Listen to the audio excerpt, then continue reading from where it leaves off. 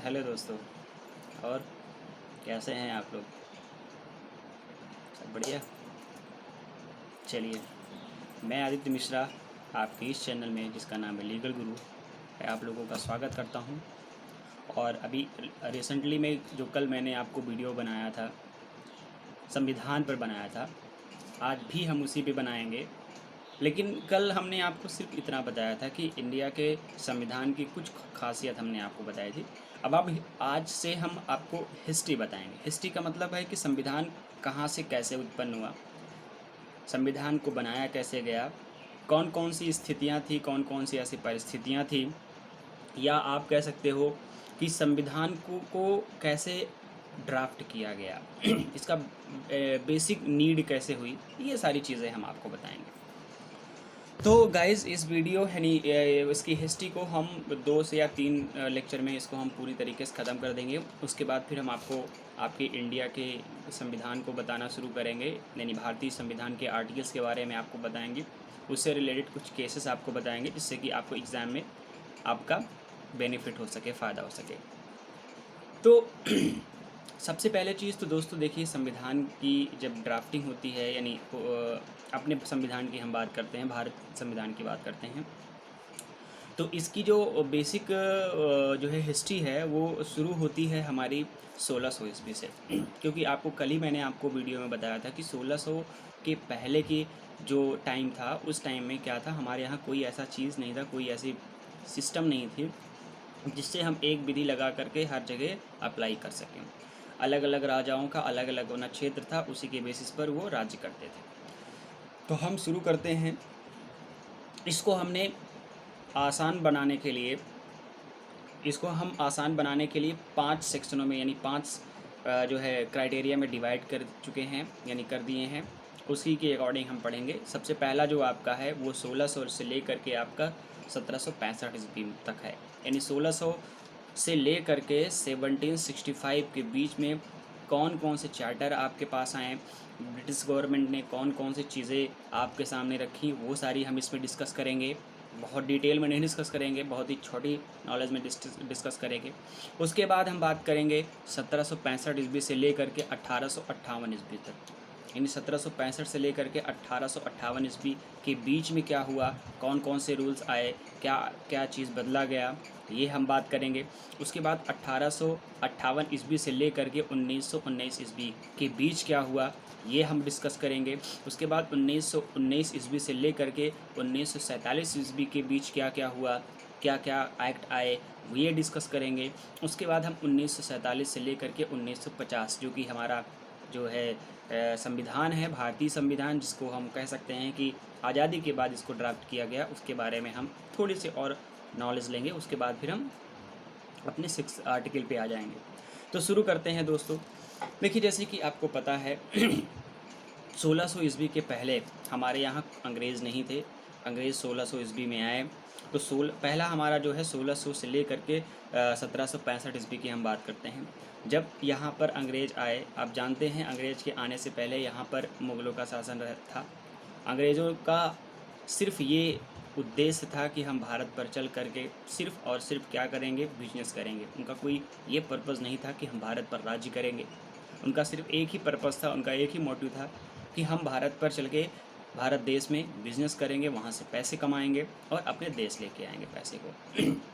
लेकिन यहाँ पर आने के बाद जब यहाँ के राजनीतिक तौर तरीक़ों को देखा, आपस में राजाओं के भिड़ते हुए देखा, तो यहाँ पर उनको जो है एक तरीके से कह सकते हैं उनके अंदर एक लालच आ गई, जिससे कि वो फिर अपना जो मोटिव था, उनका जो उद्देश्य था, उसको वो छोड़ करके फिर यहाँ पर राज्य करने की सोचना शुरू किया।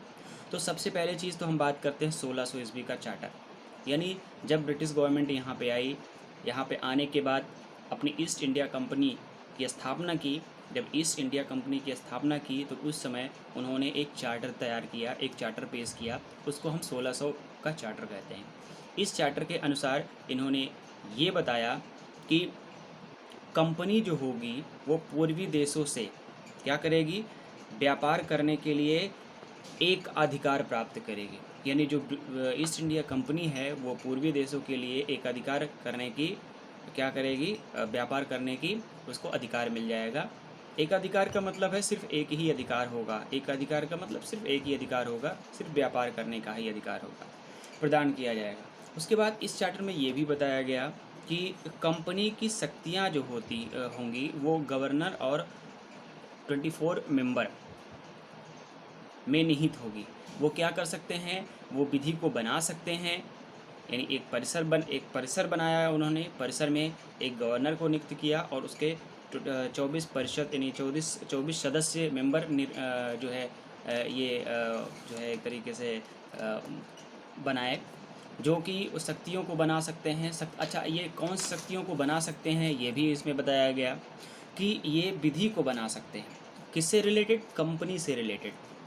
और कंपनी में काम करने वाले कर्मचारियों पर अनुशासन व्यवस्था बनाने के लिए क्या कर सकते हैं, विधि बनाने की इनको शक्ति दी गई। ये पहला चार्टर था, यानी संविधान शुरू होने का सबसे पहला चार्टर जो तैयार हुआ था वो 1600 ईस्वी से हुआ था। उसके बाद दूसरा चार्टर जो हमारा आया, राजलेख आया, वो 1726 ईस्वी में आया। इस ईस्वी में क्या बताया गया? इस ईस्वी में कहा गया कि चूँकि सबसे पहले जब ईस्ट इंडिया कंपनी आई तो हमारी कहाँ पर थी? सूरत में थी। उसके बाद फिर कहाँ पे हो गई? कलकत्ता हो गई, बॉम्बे में हो गई, मद्रास में हो गई। तो इन्होंने 1726 ईस्वी का एक चार्टर तैयार किया। उस चार्टर के अकॉर्डिंग इन्होंने ये कहा कि अब जो शक्तियाँ होंगी, जो शक्तियाँ विधि बनाने की होंगी, वो कलकत्ता, मद्रास, मुंबई की कंपनियों के गवर्नर, अर्थात जो इसके गवर्नर थे और जो उसके सदस्य थे, वो सबको अधिकार दे दिया गया कि ये भी अपनी क्या कर सकते हैं, शक्ति बना सकते, यानी अपनी विधि को बना सकते हैं और वहाँ उस कंपनी में कार्य करने वाले कर्मचारियों पर लगा सकते हैं। उसके बाद इन्होंने ये भी कहा क्या ये विधि तभी लागू होगी, सबसे पहले इसको ड्राफ्ट करेंगे, ड्राफ्ट करने के बाद ब्रिटिश इंग्लैंड स्थित जो है कंपनी है वहाँ पर भेजेंगे, वहाँ के 2 निदेशक होंगे, उसको देखेंगे, देखने के बाद अगर वो प्रूफ करेंगे कि हाँ ये विधि आप बना सकते हैं या लगा सकते हैं, तभी वो अप्लीकेबल होगी, अदरवाइज़ वो अप्लीकेबल नहीं होंगी। तो यहाँ पे आपने ये चीज़ तो समझ लिया कि सबसे पहले यहाँ पर ये कहा गया कि आप जो है विधि बना सकते हैं, लेकिन आप विधि बनाएंगे तो तुरंत वो लागू नहीं होगी। आप उस विधि को इंग्लैंड भेजेंगे, इंग्लैंड की कंपनी में भेजेंगे, वहाँ के जो निदेशक होंगे वो चेक करेंगे, चेक करने के बाद वो वहाँ के सभा अगर अनुमति देंगे तभी आप उस विधि को लगा सकते हैं, अदरवाइज़ उस विधि को नहीं लगा सकते। जैसे एग्ज़ाम्पल की हम बात करते हैं तो हमारे यहाँ कोई जब बिल होता है तो सबसे पहले वो जो लोअर हाउस फिर अपर हाउस में दिया जाता है, फिर वहाँ पे पास होने के बाद फिर प्रेसिडेंट के पास जाता है और प्रेसिडेंट जब तक उस पे साइन नहीं करते तब तक वो विधि नहीं होती। सेम डिक्टो ये प्रोसेस वहीं से शुरू हुआ, तो आप समझ ही सकते हैं कि कैसे हुआ। चलिए फिर हम बात करते हैं अगला जो है जिसको हमने कहा था 1765 से लेकर के 1858 ईस्वी की हम बात करेंगे। अब देखिए इस काल को हम कहते हैं ब्रिटिश साम्राज्य की स्थापना। इस काल को हम क्या कहते हैं?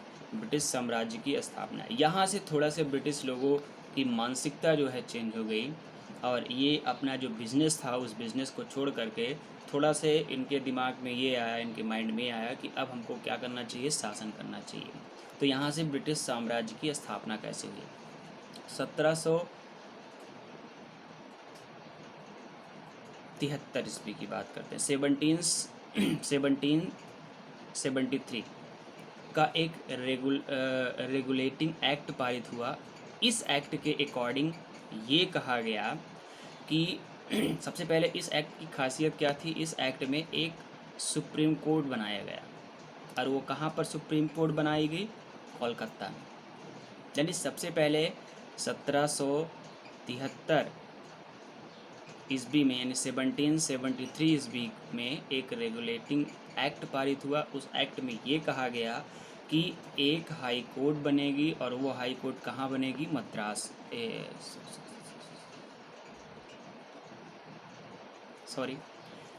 नहीं, कलकत्ता। कहाँ बनेगी? कोलकाता में बनेगी। वहाँ पर स्थापित किया गया। अब इसमें हुआ क्या, इसमें एक प्रमुख न्यायाधीश होगा। क्या होगा? एक प्रमुख न्यायाधीश होगा। उस एक्ट में ये भी बताया गया कि इस सुप्रीम कोर्ट में एक प्रमुख न्यायाधीश होगा, 3 अपर न्यायाधीश होंगे। उसके बाद इनके अगेंस्ट अगर आपको कोई एक्ट लाना है तो आप प्रीवी काउंसिल में जा सकते हैं, जो कि प्रीवी काउंसिल एक तरीके से ब्रिटेन में था, यानी सुप्रीम ब्रिटेन की एक संस्था थी, वहाँ पे बना इंग्लैंड की एक संस्था थी, वहाँ इसको किया गया कि अगर आपको कोई वाद आप लाते हैं और वाद अगर आप नहीं सेटिस्फाइड होते हैं सुप्रीम कोर्ट के, कहाँ से, कलकत्ता सुप्रीम कोर्ट से, तो आप प्रीवी काउंसिल में जा सकते हैं।